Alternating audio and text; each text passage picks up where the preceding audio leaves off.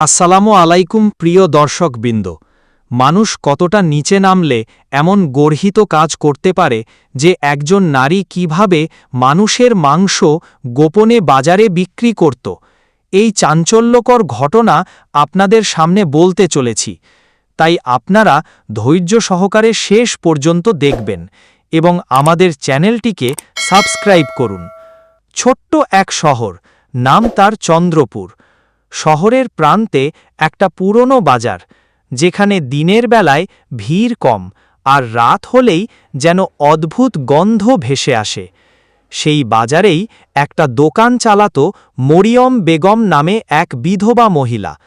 লোকজন তাকে চিনত মরিয়ম কাকা নামে, কারণ সে সবসময় পুরুষের পোশাক পরত। তার দোকানে নাকি মাংস সবচেয়ে নরম আর স্বাদে অদ্ভুত আলাদা।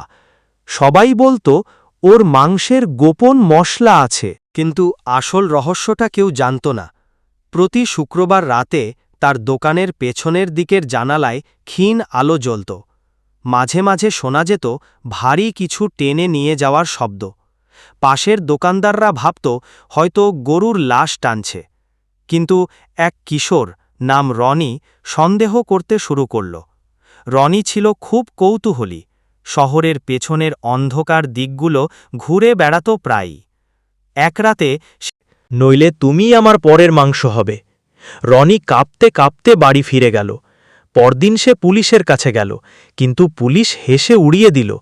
মরিয়ম বেগম তো সবারই পরিচিত মানুষ, তার বিরুদ্ধে অভিযোগ হাস্যকর, বলল অফিসার। কিন্তু রনি থামল না। সে এক বন্ধুকে নিয়ে রাতের বেলায় আবার গেল।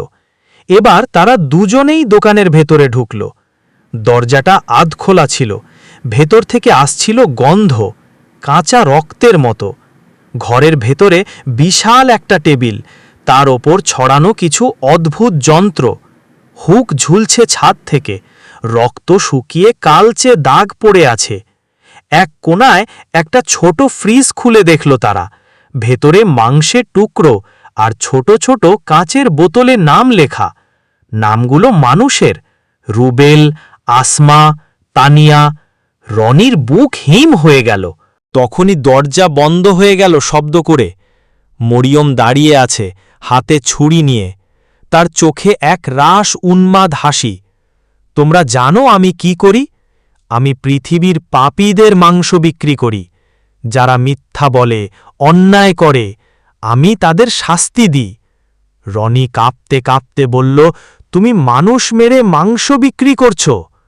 মরিয়ম হাসল, তারা মানুষ নয়, তারা পাপী, আমি কেবল বিচার করছি। রনি আর তার বন্ধু চিৎকার করল, কিন্তু বাইরে কেউ শুনল না। মরিয়ম ধীরে ধীরে তাদের দিকে এগোতে লাগল। রনি হঠাৎ টেবিলের উপরে লোহার রড তুলে তার হাতে আঘাত করল। মরিয়ম চেঁচিয়ে উঠল, ছুরিটা পড়ে গেল। তারা দুজন দরজার দিকে ছুটল, কিন্তু দরজাটা বাইরে থেকে তালাবদ্ধ। মরিয়ম আবার দাঁড়াল, চোখ লাল রক্তের মতো। তখনই এক বিদ্যুৎ চমক এলো, বাজারের আলো নিভে গেল। কেউ বলে মরিয়ম তাদের নিয়েছে। এক রাতে একজন কসাই দেখল দোকানের পেছনে দুটো মুখ ঝুলছে হুকের উপর, কাটা। পরদিন সকালে সেটা গায়েব, কিন্তু গন্ধটা রয়ে গেল পুরো বাজার জুড়ে। শহরের লোক ধীরে ধীরে অভ্যস্ত হয়ে গেল। তারা জানত এই বাজারে কেউ কথা বলে না মরিয়ম নিয়ে, শুধু মাংস কেনে, পয়সা দেয় আর চুপচাপ চলে যায়। একবার শহরের বাইরে থেকে এক সাংবাদিক এলো। সে জানতে চাইল কেন এখানে রাতে কেউ আসে না। সবাই চুপ। রাতে সে ক্যামেরা নিয়ে ঢুকল সেই দোকানে। ক্যামেরা চালু রেখেছিল। পরদিন সকালে ক্যামেরা পাওয়া গেল, কিন্তু সাংবাদিকের হদিস নেই। ভিডিও ফুটেজে দেখা গেল শুধু মরিয়মের ছায়া আর কণ্ঠ। যারা জানতে চায় তারা আমার খাবারে পরিণত হয়। শহর আতঙ্কিত। বাজার বন্ধ করে দেওয়া হলো সরকারি নির্দেশে। কিন্তু এক মাসের মাথায় সেই দোকানে আবার আলো জ্বলে উঠল। নতুন সাইনবোর্ড, মরিয়াম মাংসঘর, স্বাদের প্রতিশ্রুতি। মানুষ আবার যেতে শুরু করল, কারণ মানুষের ক্ষুধা ভয়কে হারায়। একদিন এক ক্রেতা মাংস কাটতে গিয়ে দেখল টুকরো একটা নখ লেগে আছে।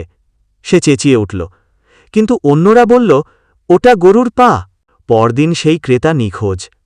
দোকানের ফ্রিজে আবার নতুন বোতল দেখা গেল, তাতে লেখা নাম আলম।